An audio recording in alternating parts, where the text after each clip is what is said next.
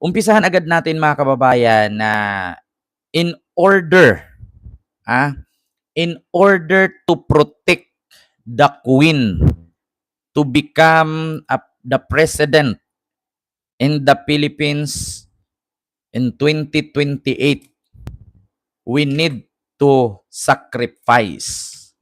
Sino po ba ang nagsabi niyan mga kababayan? In order to protect the Queen. Walang iba kundi si Jimmy Guban.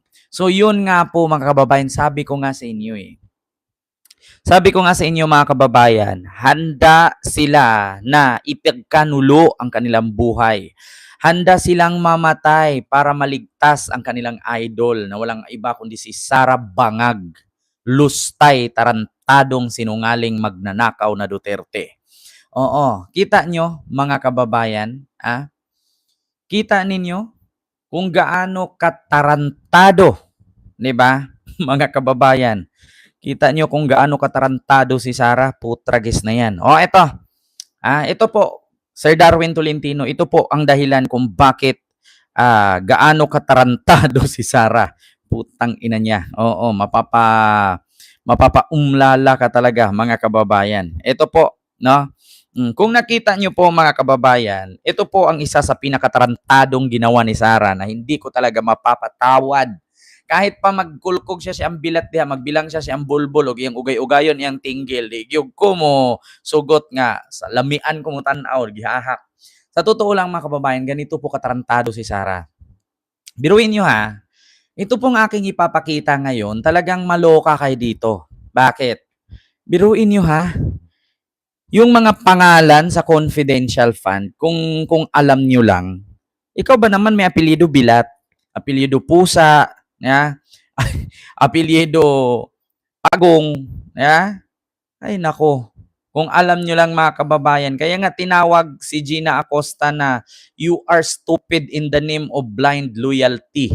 Ito po mga kababayan. No, ewan ko lang. Diyos ko, hindi pa ba magigising mga kababayan ng mga DDS dito? Di ba, Mamirian Suzuki? Hindi pa ba sila magigising dito sa katarantaduhan ni Sara na ginagawa ni Sara ito sa taong bayan? Biruin niyo ito, pakinggan niyo yung apelyido Ito, buksan natin. Putang ina, imposible hindi pa tumarinig. Alam niyo po yung mga pangalang Mary Grace Piatos, Chippy McDonald, Pusa, Pagong, Ngit-Ngit, Belat, na hindi po totoong mga tao ito, na mga totoong pangalan. Alam niyo po yun. Na-encounter ko po yun. Tanong ko po, alam niyo na hindi po totoo. Ito pa lang sa umpisa kung gaano kasinungaling itong si Gina Acosta, mga kababayan. Sabi ni Erwin Tulfo, naaalala mo pa ba itong mga apelyidong Pusa, Pagong, Langit-ngit, Belat? Ang sagot niya, na-encounter niya. Malamang sa lahat-lahat, ma-encounter mo talaga yun. Kasi yung langit-ngit, madilim yun sa Tagalog. Ngit-ngit sa Bisaya, madilim sa Tagalog. Yung Pusa, malamang ma-encounter niya yung Pusa. Oo, yung Pagong, malamang ma-encounter niya yung Pagong. Yung Belat, malamang dala-dala niya yung bilat niya Oo. Kaya ito mga kababayan, Diyos ko po, ito, pakinggan niyo pa. Tragis talaga. Chippy McDonald din yun, I'm sure. Nag-rely po ako sa... Hindi po. Common sense lang po. Pusa, Pagong. May apelyido bang Pusa, Pagong sa Davao? Wala po akong narinig na Okay. Your Honor. Pero merong pusa, yun yung iniiyot lagi ni Pulong. Minsan nga may tulo pa Yung Pagong yan yung titi ni Pulong, na umuurong-urong, sumusulong-sulong. Oo. na ito po, hindi totoo mga pangalan. Totoong tao po sila. Totoo pangalan, pero hindi po totoong pangalan. Yes po, Your Honor. Okay. Kung hindi po totoo mga pangalan, bakit wala kayong record ng totoong mga pangalan ng mga tao na tumanggap na CIF? Bakit di po ninyo na-remind si Colonel La Chica o maging si OVP na, Sir, Ma'am, kailangan po natin ng totoong pangalan na recipient ng CIF dahil baka hindi na kailangan ng COA at nasa joint memorandum circular po yan. You should know that. Sa nabasa ko po sa GC, Your Honor, hindi naman po sinasabi doon na Kailangan po ang pangalan ng recipient po, Your Honor. Tangina talaga. So, sa pagkaintindi mo, hindi kailangan. Hindi mo nilalagay. Ano po yung nilalagay sa safes ng mga dokumento? Anong mga nilalagay? Anong nilalaman? Di ba pinapabili po kayo ng safe, di po ba? At bumili kayo ng safe. Tama po? Meron po kaming safe, Your Honor. Okay, anong nilalagay sa safe? Nakalagay po sa joint memorandum circular po yun. Meron po, ang nilalagay po doon yung mga documents po. Anong documents po yun? Yung CDR po. Okay. Alam niyo na si Colonel Chica ay hindi po maaaring mag-disburse dahil wala siya fidelity bond. Pero dahil utos po sa'yo ni VP Sara, sumunod ka lang. Tama po. Instruction po yun. Siya po ang Kaya nga po. Sa totoo lang mga kababayan, no, sa mga nagsabi na nakapag-college naman yung gaga, nakapag-aral naman ang college, bakit daw ang hirap paliwanagan? Mga kababayan, ganito po yan. Especially kay Ma'am Patricia. Hello po, ma'am. Ganito po yung aking reaction dyan. Sinadya niya po yan. Oo. Kaya nga sabi ko sa inyo mga kababayan, sinadya niya po yan magtatanga-tangahan. Kasi bakit? Sabi nga ni Rafi Tulfo, no? Diyos ko naman mga kababayan. Stupid in the name of blind loyalty. Totoo yan mga kababayan. Sa madaling salita, nagpakatanga sa likod ng kasinungalingan niya basta lang sundin niya ang utos ni Buday. Mga kababayan. Kaya nga sabi ko sa inyo, ay nako. Biruin nyo kabilis lang naman intindihin Yeah, grabe talaga, 'di ba? Ma'am Patricia, Ma'am Dream Girl. Ma'am Mirna. Kabilis lang naman. Okay ba 'yun? Ito, real talk lang. Alam naman po natin siguro ang rule ng gobyerno. Alam naman po natin siguro ang patakaran, no, ng government. Kahit nga singkong duling diyan 'di ba? Kahit singkong duling diyan, kahit barya diyan, ay kailangan mong i-liquidate. Kailangan mong tawag dito mga kababayan, may tawag diyan basta sa accounting. Oo, kailangan mong itutal yan lahat-lahat mga kababayan, kahit singkong duling, 50 centavos. Kailangan mo talaga diyan kasi pera ng bayan yan. Ngayon mga kababayan, no? Ito kung sakali man na hindi makonvict si Sara dito at makalusot siya sa impeachment na to, malaki po ang impact at influence dito. Bakit? Kasi kung si Sara gumamit ng mga peking pangalan at tawag dito, acknowledgement receipt, pwedeng gamitin yan ng mga, 'di ba? Pwedeng gamitin yan ng mga mababang tawag dito katulad ng LGU o local government. Pwedeng gawin sa yan. Yeah, pwedeng gawin ng mga barangay opisyalis 'yan. 'Di ba? Sa totoo lang kung si Sara maabsuelto sa ganitong hearing, kung walang mapanagot dito, pwedeng gayahin 'to, mga kababayan. Which is ginawa 'to ni Sara, which is may nauna pa kay Sara diyan kasi bakit? Sa SK, ito dapat nga kung ako kay PBBM wag na niya itong ituloy itong yung sangguniang kabataan kasi bakit? Diyan nag-umpisa ang korupsyon. Bakit? Kasi ako dumaan din po ako pagiging SK councilor. Alam niyo ba? Ganito yan. Alam niyo ba yung mga SK chairman sa amin? Wala nang ganang magtrabaho. Bakit? Kasi yung buong sweldo nila, niluloan na nila sa land bank buong taon. Kaya ano pang ganang ipasok nila sa trabaho kung ang kanilang mga sahod nakaloan na sa land bank? Pangalawa, meron silang proyekto. Siyempre, ano bang unang proyekto ng mga SK chairman? Covered court. Yeah, mga basketball, basta yung mga pangkabataan, 'di ba? Alam nyo, pwedeng mo gumawa ang SK chairman ng acknowledgement receipt. Tapos si treasurer na at si secretary na ng barangay ang bahalang magdoktor diyan. Kung ginawa ito ni Sara sa opisina niya bilang mayor hanggang sa bilang OBP, kayang gawin 'yan sa barangay pa lang. 'Di ba? Kayang gawin 'yan, mga kababayan. Ngayon, kung mapanood ito ng mga barangay officials sa local government na which is common itong ginagawa. Ito real talk lang ha, real talk lang. Sa mga nanonood sa akin ngayon ng mga barangay opisyales, no, sa Sangguniang Bayan, Sangguniang Kabataan, totoo po yan. Bakit? Kahit paputol ko yung liig ko, sabihin niyo sa akin hindi niyo ginawa yan. Dumaan din po ako pagka-SK. Ang lula ko, sekretary ng barangay, yung lulo ko kagawad, yung lulo ko naging barangay chairman, yung isa kong lulo naging gobernador, yung isa kong lulo naging congressman. Halos I was born and raised surrounded by politician. I know everything. So, sa totoo lang, sa barangay pa lang nangyari yan. 'Di ba? Ngayon, kung hindi ito maputol at hindi ito masugpo, kung hindi ito matawag dito, maaksyonan ng national government, especially dito sa hearing sa impeachment na ginawa ni Sara Duterte. Kasi actually, sorry at pasensya na, kasi si Sara lang po ang nahuli sa ganito. Pero kung tutuusin ha, more on barangay officials entire Philippines ginagawa po ito. Ang mag-acknowledgement receipt at bahala na si treasurer at si barangay secretary sa pirma na ni barangay chairman, mangyayari yan. Ginawa po ito, mga kababayan. Sabihin niyo sa akin, magpaputol ako ng ulo kung hindi ito ginawa. Majority in 100%, 80% of the barangay officials, entire Philippines, ginagawa ito.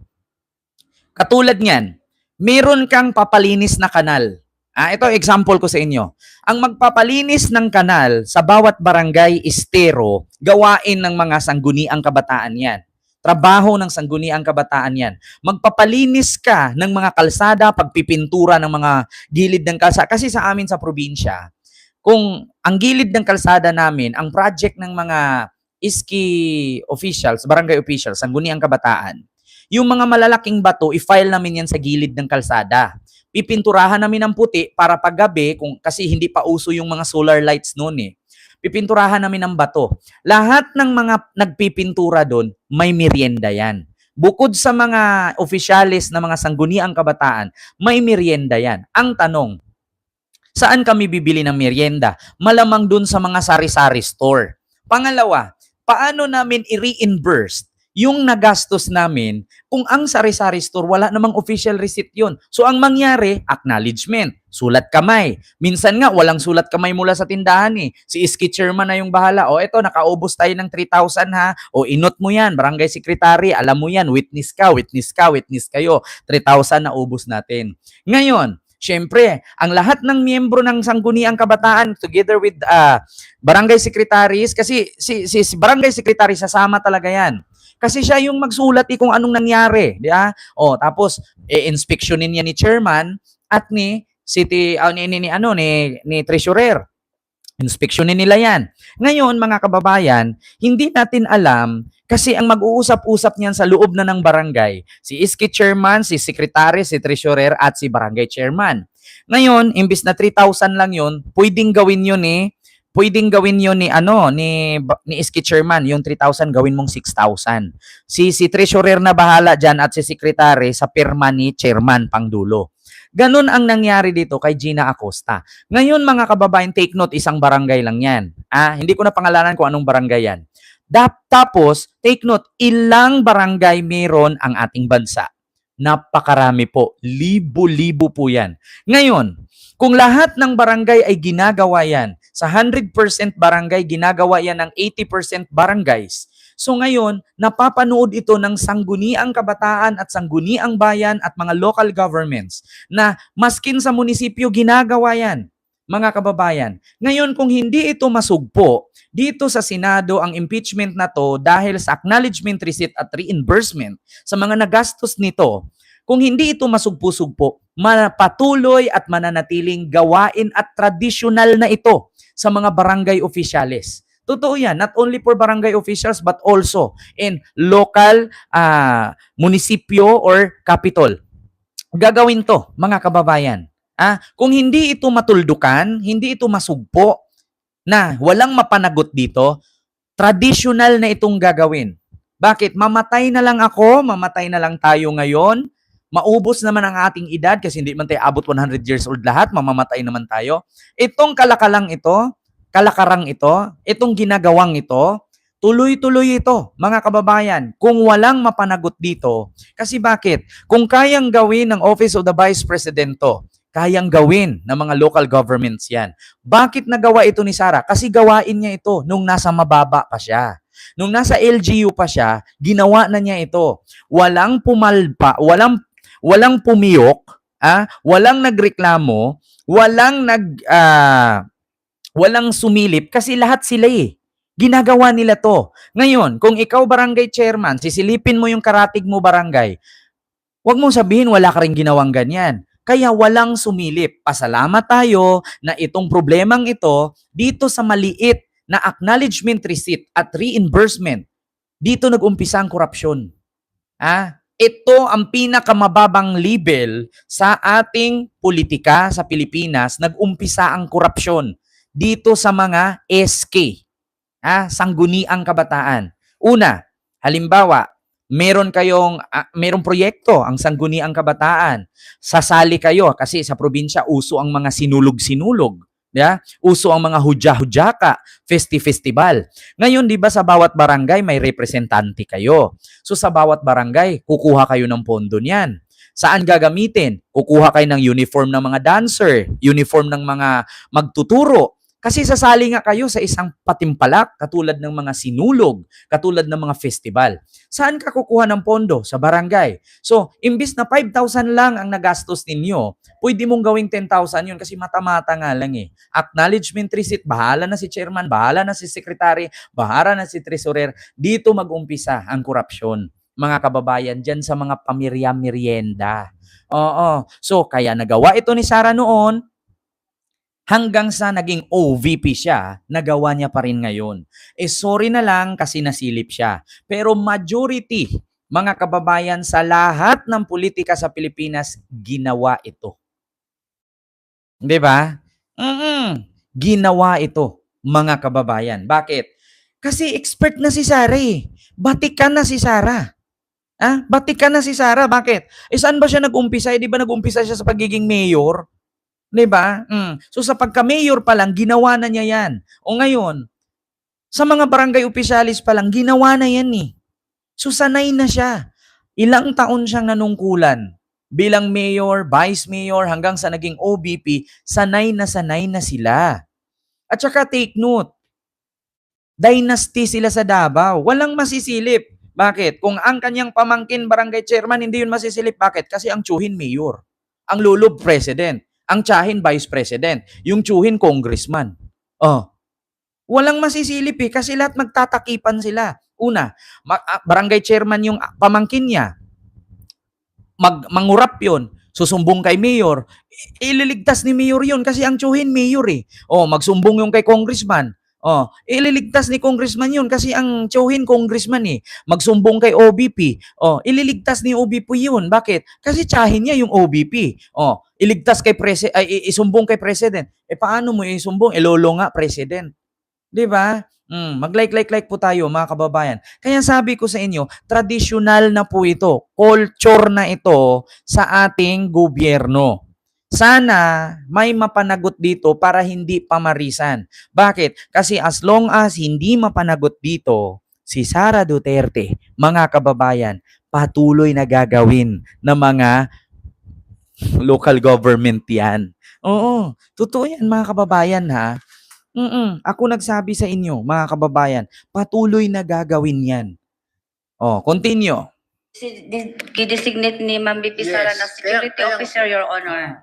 Kaya nga po, pero alam nyo na wala po siyang fidelity ban. And yet, dahil utos po ni BP, dinisburse po sa kanya. Tama po?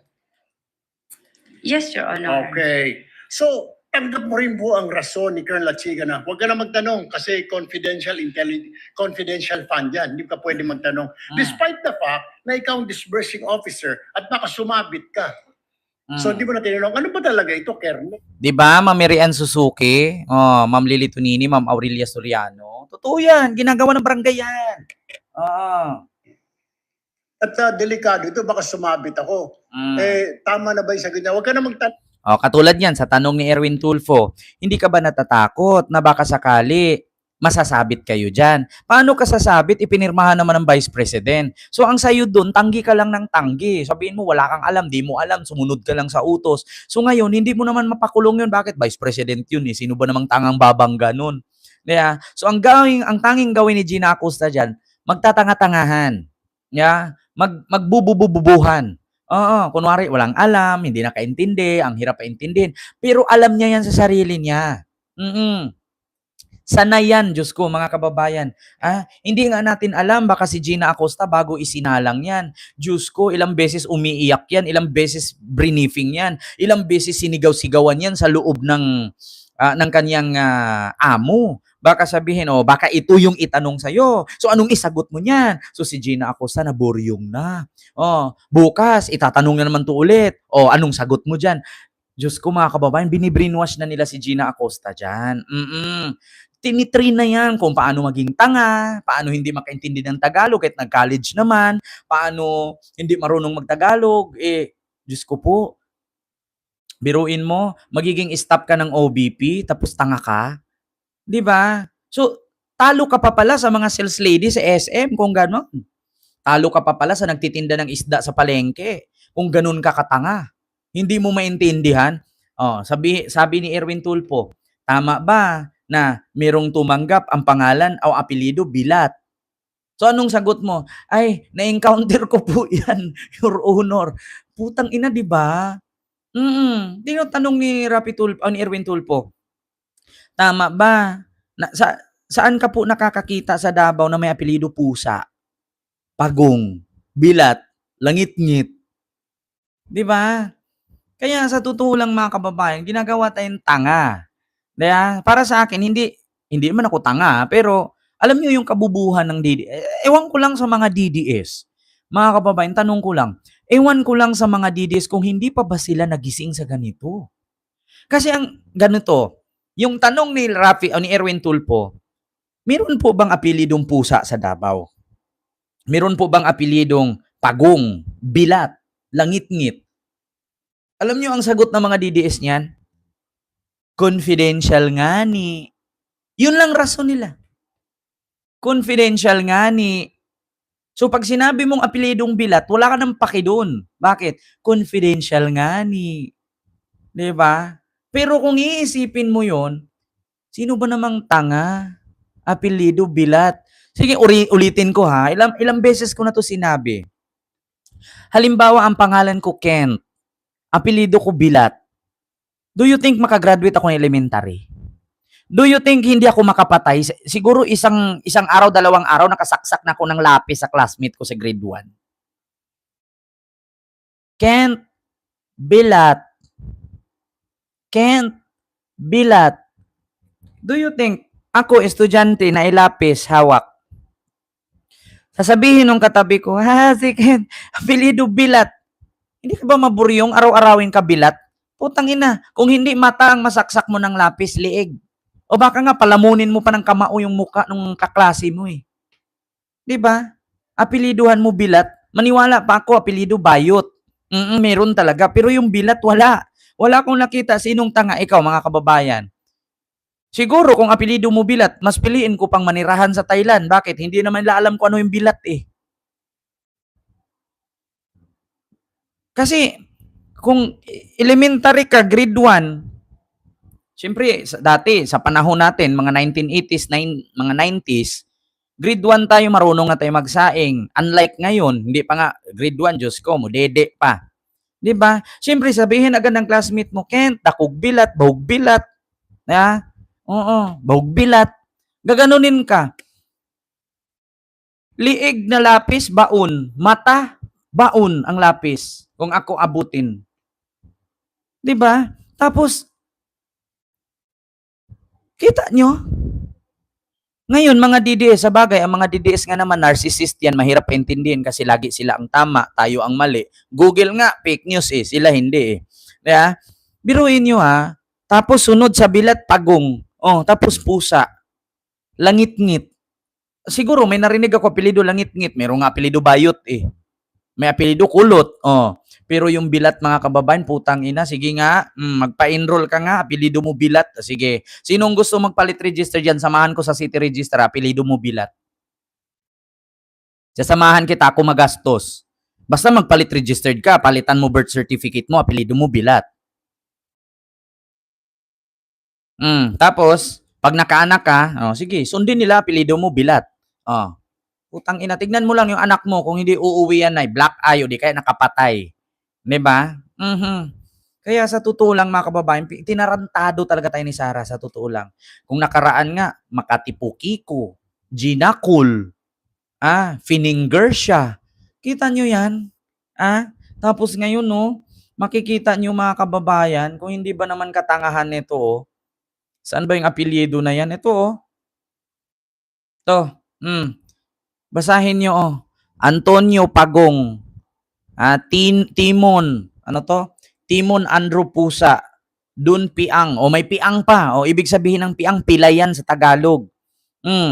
Itong isa, si May Pamana, Shin Ngit-Ngit, madilim, ngit-ngit, Suniso Pabilat, ano to? Suniso Pibilat, kita nyo, Suniso Bilat, ano ba tong Suniso?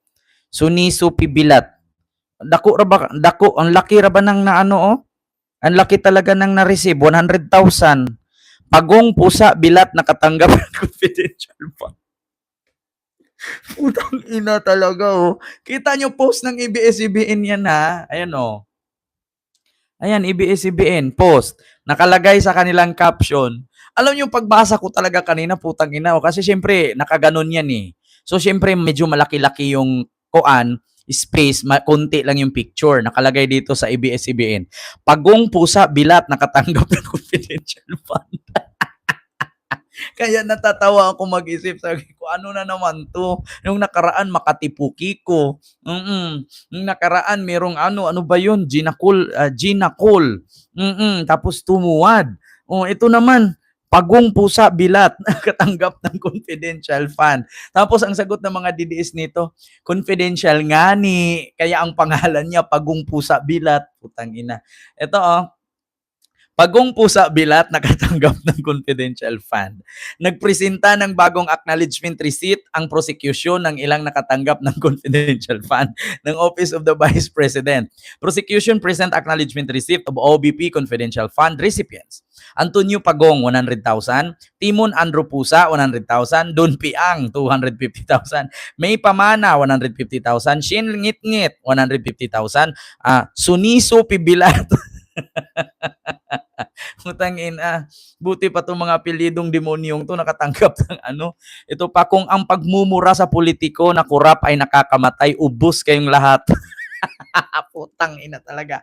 Sabi ni Sir Fidel Carinan, ito si Sir Fidel, follower ko to Sabi ni Ivan Franz James Inkila, syempre, maniniwala mga DDS dyan, ganyan kayo katanga. Pagtanggol pa rin ng mga DDS yan. Ay, nako. Ay, kita nyo yan. Former President GMA was convicted for lesser amount, misuse of PCSO fund for less than 500K. Kaya nga, di ba, kung naalala ninyo, si Gloria Macapagal Arroyo, dahil lang sa ZTE deal at dito sa PCSO fund, nakulong. Imposible pa kaya si Sara, milyon-milyon ang pinag-uusapan. Tapos ang sagot ng mga DDS dito, barya lang yan. Mas malaki yung kay BBM. Di ba? Kung makapagsabing barya, wala ka nga Mustang animal ka. Di ba? Ang sagot ng mga DDS, barya lang yan, 612 million. Billion kay BBM. Putang ina, kung makasabi kang barya, nakatira ka nga lang sa squatter, binaha ka nga nung nakaraan hanggang liig ang tubig Tapos yung 600 million, sabihin mo barya lang. Huwag mo na lang ilang, sabihin mo lang barya. Barya 600. Huwag mong ilang kasi bakit? Wala ka nga Kung ngayon nga maghanapan tayo, maskin 5,000 sa wallet mo, wala ka Kapag DDS ka Ay, naku po. Ang confidential fund, marami kaming pinaggamitan. Related siya lahat sa national security. Confidential fund were used for tree planting activities. Di ba? Ang sabi ni Sara, mga kababayan, basahin niyo Ang confidential fund Marami kaming pinanggamitan. Related siya lahat sa national security. Ang sagot naman ni Gina Acosta, confidential fund were used for tree planting. Di ba? Sinong nagsasabi ng totoo? Si Sara o si Gina Acosta? Ang sabi niya, national security daw, sabi ni Sara. Paano naging national security ang magtanim ng puno? Putang ina talaga to si Sara. Alam mo, sa totoo lang, dahil sinabi ko sa'yo, pasalamat ka, di kita naging kapatid. Kung naging kapatid kita, ay iwan ko lang sa lamutakin ko talaga yung mukha mo, kurutin ko talaga yung puday mo, animal ka. Ay, naku, katarantado talaga mga kababayan. Confidential fund daw, marami kaming pinagamitan, related siya sa national security. Hindi po siya related sa national security, Bakit? Kasi, ang sabi ni Gina Acosta kanina, ang confidential fund ginamit sa tree planting. Bago daw pupunta si Sara doon magtanim at kung ano-anong kaek-ekan, pinupuntahan daw yan ng kanyang mga intel. Chine-check daw yung lugar kung safe ba si Sara. So, hindi po siya national security. Bakit? Safety ni Sara yun. Kasi bakit? Ang sabi ni Gina Acosta, Sir, Your Honor, bago po kasi pupunta doon at magtanim ng puno, ay chine-check po ng security ni BP Sara kung safe ba yung taniman niya. So, paano nasabi ni Sarang national security? Pag sinabi mong national security, taong bayan ang makikinabang. Yeah? Si Sara lang naman ang chine-check doon kung pagpunta niya doon, baka may sniper, baka barilin siya. So, hindi siya national security. Sariling security niya yun. Di ba? Ganun yun, mga kababayan. Ay, nako. For sarili niya yun. Personal interest niya yun. Hindi sa taong bayan. Di ba, mga kababayan, legit trial, hindi kupit, magkaiba yan. Ikaw nga, mukhang di pa nakahawak ng 10K sa tanang buhay mo O, di ba? Sabi niyo, mga kababayan. Ay, nako. Nako, mga kababayan. Kaya isa lang ang masasabi ko. Wala talaga.